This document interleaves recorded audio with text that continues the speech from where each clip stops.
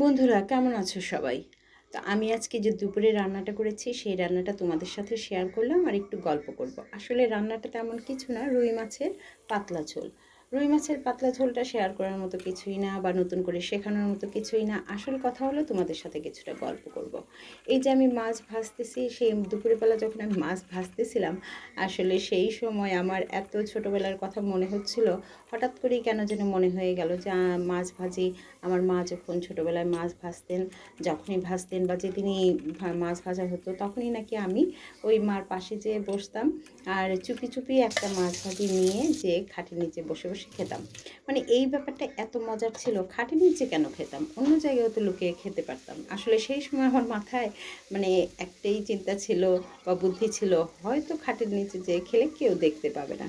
কিন্তু মায়েদের চোখ, সবার চোখ এড়িয়ে কি আর খাওয়া যেত? কতবার যে আমার বড় বোন মেজো বোনের হাতে ধরা খেয়েছি, আর মেজো বোন তখন চিৎকার দিয়ে বলতো, মা মা এই যে তোমার মাছ মাছ ভাজি চোর ধরতে পারছি, দেখো তোমার মাছ ভাজি খেয়েছে। মানে মা প্রায় হয়তো মনে করতো বিড়াল নিয়েছে বা কিছু, কিন্তু আসলে তো আমি খেতাম।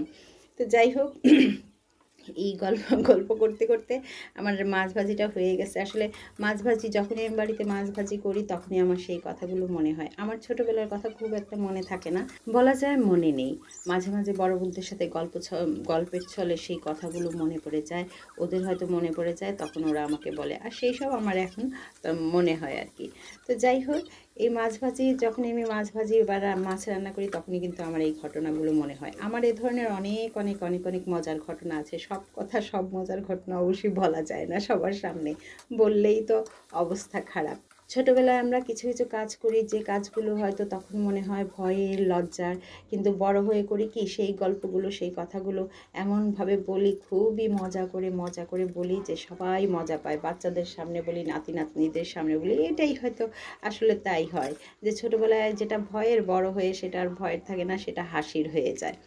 তো এই তো আমার গল্প করতে করতে দেখো আমার আজকের মাছ রান্নাটাও হয়ে গেল, রুই মাছের পাতলা ঝোল আলু আর বেগুন দিয়ে। তো আমার মাছের ঝোল প্রায় রান্না শেষ, আমি জিরে গুঁড়া দিয়ে নামিয়ে নিয়েছি। আর তারপর নামিয়ে নেওয়ার পরে কি করব, আমি প্রতিদিনকার মতো আমার যে দুপুরের প্লেটটা সাজাই সেই প্লেটটাই সাজিয়েছি। এই যে আমার এখানে প্লেটটা সাজানো হলো। আসলে প্লেট সাজানোর একটা মজা আছে। প্রতিদিন যদি প্লেটটা সাজাই না, যখন যাকে দেই বা আমি নিজেও যখন খাই, তখন মনে হয় একটা আলাদা তৃপ্তি আসে। এই যে সাজিয়ে বসি, একদম সুন্দর বাহারি, মানে রাজকীয় একটা কিছু মনে হয়, যা অতিথি বা অতিথিদের সামনে সাজিয়ে গুছিয়ে দেওয়া হয়, সেই ধরনের কিছু মনে হয় যে না, আমার খাবারটা খেতে তৃপ্তি লাগবে, আমার খাবারটা খেতে ভালো লাগবে। তো গাজর এবং শসা বা সালাদ, যে কোনো কিছু, লেবু, কাঁচামরিচ, এইগুলো কিন্তু খাবারের সাথে দিলে খাবারটার স্বাদের চাইতে সৌন্দর্য যেটা বৃদ্ধি পায়, সেই সৌন্দর্যেই কিন্তু স্বাদটাও বৃদ্ধি পেয়ে যায়।